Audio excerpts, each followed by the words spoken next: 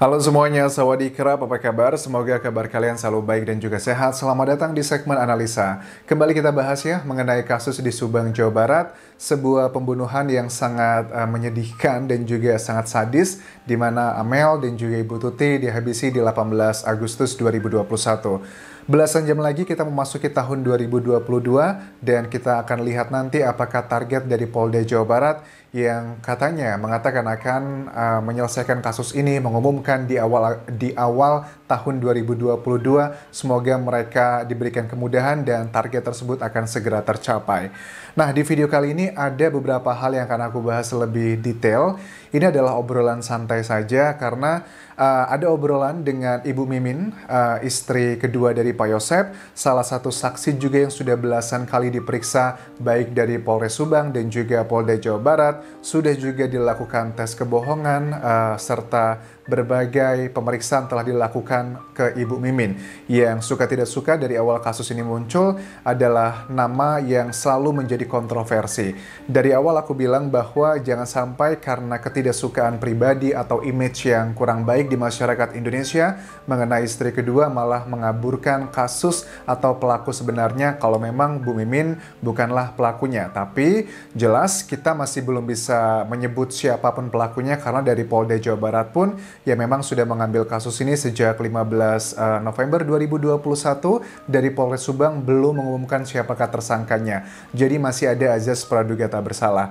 Nah, di sini adalah ada nanti obrolanku dengan Ibu Mimin. Kenapa kok Ibu Mimin ngobrol dengan aku, apa yang kita bahas. Dan ini adalah hubungannya juga dengan beberapa video yang sudah aku tonton dari channelnya Pak Indra Zainal ya, tentang ya Yoris dan juga Pak Yosep, di mana kita ketahui Yoris sudah menjadi satu pengacara, kuasa hukum, memiliki pengacara dan juga kuasa hukum di bawah yang sama gitu, keluar dari yang lama.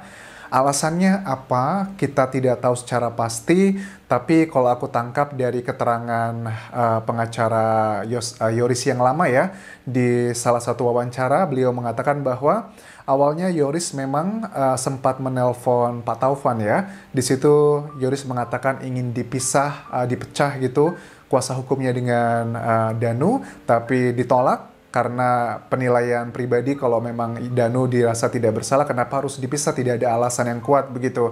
Tapi kemudian at the end of the day kita ketahui akhirnya Yoris mencabut kuasa hukumnya ke tim kuasa hukum dari Pak Taufan, dan itu adalah hak pribadi setiap manusia ya untuk menentukan siapakah tim kuasa hukumnya. Nah, yang akan kita bahas di sini adalah banyak komentar dari netizen yang mengatakan bahwa ini ada apa ya? Kok 4 bulan terakhir gitu kan ya, kita melihat di media massa tidak sekedar asumsi lagi, tapi kalau kita cek jejak digital, ada banyak sekali statement dari Yoris yang cenderung menyudutkan Pak Yosep ataupun juga Ibu Mimin. Itu kalau kita cek jejak digital pasti banyak sekali. Tapi yang membuat kita masyarakat heran dan juga kaget, ada apa kok Yoris dengan percaya dirinya, dengan sebegitu yakinnya, walaupun aku sangat yakin pada saat Yoris mengambil keputusan ini, dia sadar akan menjadi bulan-bulanan mereka yang kontra dengan Yoris akan diejek A, B, C, D, E. Tapi karena sesuatu hal yang dia sangat meyakini tersebut dan kita nggak tahu apa keyakinan tersebut, dia rela mengambil keputusan yang pasti, ya namanya orang pasti wajar lah kalau kita dikomenin buruk mulu, apalagi dengan orang-orang yang notabene tidak kelihatan siapakah dia, netizen gitu kan ya. Kalau aku baca komentar itu kan sekarang banyak sekali yang menyerang Yoris gitu dengan A, B, C, D, E, F, G, H, I, J, kata-kata yang menurut aku juga sangat kasar di situ. Tapi apa yang membuat Yoris begitu mau mengambil resiko seperti ini dan bersatu dengan Pak Yosep? Oke. Sebelum kita bahas lebih lanjut, coba kita simak dulu. Ini adalah cuplikan. Aku mau mendengar bahwa di sini ada Pak Indra Zainal yang memang disebut-sebut dari tim kuasa hukumnya Yoris yang lama. Pak Indra Zainal adalah orang yang memprakarsai penyatuan dua kubu dalam tanda kutip yang lama, kesannya seperti itu, tapi sekarang menjadi satu begitu. Oke, kita simak apa yang dikatakan Pak Indra pada saat momen saling memaafkan. Saya juga minta maaf, Pak. Kamu sama main, saya juga salah, buat salah. Apa yang menjadi? Oke. Saya menyambungkan dengan cara baik. Oke, intinya adalah di video ini aku melihat bahwa mereka ya Pak Indra, Yoris, dan juga Pak Yosep itu ya saling menjalin silaturahmi.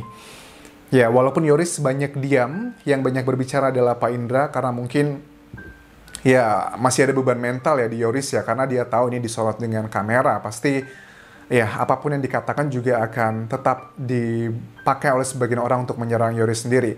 Well, sebenarnya ini adalah urusan keluarga ya, urusan pribadi ya. Walaupun mereka sudah baikan, sudah maafan, at least di media massa kesannya seperti itu.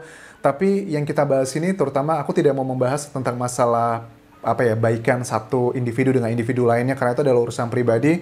Tapi yang kita bahas adalah mengenai ya mengenai kasus hukum kan ya, kasus pembunuhan yang terjadi ke ibunya Yoris dan juga adiknya Yoris, notabene adalah keluarga kandung mereka. Itu adalah yang sedang kita kawal bersama. Tapi aku sangat yakin ya pada saat mereka berdua ini bersatu, tujuan utamanya mereka menurut aku adalah memang benar untuk mempermudah tim penyidik untuk mengumumkan siapakah tersangkanya, penyelidikan itu agar lebih dipercepat begitu. Dan aku yakin pada saat Yoris memutuskan untuk bergabung dengan Pak Yosep, ada banyak hal yang tidak bisa disampaikan ke media massa dan kita harus menghargai itu karena kalau disampaikan di media massa justru akan malah menimbulkan pro dan kontra, perdebatan lagi yang efeknya akan membuat kasus ini semakin lama. Intinya mereka sekarang sudah baikan, nggak tahu aslinya seperti apa karena aku, teman-teman juga melihatnya hanya dari media massa. Tapi mudah-mudahan itu adalah hal yang nyata juga, aktual, terjadi juga di kehidupan mereka sehari-hari, walaupun itu adalah butuh proses. Nah, kemudian hari ini ada beberapa, Bu Mimin adalah salah satu saksi sebenarnya dari belasan saksi yang beberapa kali menghubungi aku. Teman-teman juga jangan sampai salah persepsi ya. Sekali lagi ada belasan saksi dari 69 saksi yang sudah diperiksa di Polda Jawa Barat ataupun juga Polres Subang itu yang sudah mengontak aku baik umumnya adalah melalui Instagram. Itu adalah bagaimana kita berkomunikasi. Dari belasan saksi tersebut tidak semuanya aku publikasikan. Alasannya ada dua, simple. Yang pertama, saksinya tidak bersedia, atau yang kedua adalah akunnya yang tidak mau karena dengan penilaian ada beberapa faktor yang menurut aku tidak perlu dipublikasikan karena nanti ada A, B, C, D, E ya. Jadi buat saksi yang lainnya juga kalau memang mau menghubungi aku ya silakan, kita bisa ngobrol ke Instagramku aja. Tapi kalau apakah itu ditayangkan atau tidak ya itu nanti personal judgmentku seperti apa. Apa yang kamu tanyakan Anjas ke Ibu Mimin? Jadi di sini ya, sebelumnya kita sudah sempat ngobrol beberapa kali dan aku tanyakan begini, tapi aku tidak mau langsung live bareng ya wawancara karena menurut aku kalau aku sekarang live bareng sama salah satu saksi menurut aku itu tidak menjawab apapun karena pertanyaan yang coba aku berikan pasti sudah ada semuanya di media massa. Tapi nanti kalau sudah ada penentuan siapakah tersangkanya, kalau saksi-saksi yang sering aku bahas mau bersedia wawancara, aku pasti akan dengan sangat senang hati untuk membahas hal-hal yang kira-kira layak untuk dibahas di YouTube begitu. Siang, oke, mana ya tadi kata-kata, oke, pertanyaanku ini nih. Oke, siang Bu Mimin, bolehkah saya tanya beberapa hal untuk ditayangkan di pembahasan YouTube? Terkait pulihnya hubungan Pak Yosep dan Yoris, apa tanggapan Ibu? Karena 4 bulan terakhir kan antara Ibu dengan Yoris terkesan tidak harmonis di media. Kemudian Ibu Mimin jawabnya begini, "Selamat siang juga Bang." "Ya boleh. Alhamdulillah saya sangat senang Bang, malahan saya dan anak-anak sangat mendukung karena dengan Yoris dan Pak Yosep hubungannya baik kembali, insya Allah memudahkan memecahkan kasus bareng-bareng, gak ada kubu-kubuan lagi dan kita gak saling curiga lagi. Semoga cepat ditangkap pelaku yang bunuh beserta dalangnya, hukum dengan seberat-beratnya, udah pegel nih Bang," katanya. Baik Bu, makasih untuk jawabannya, nanti saya capture untuk pembahasan di YouTube.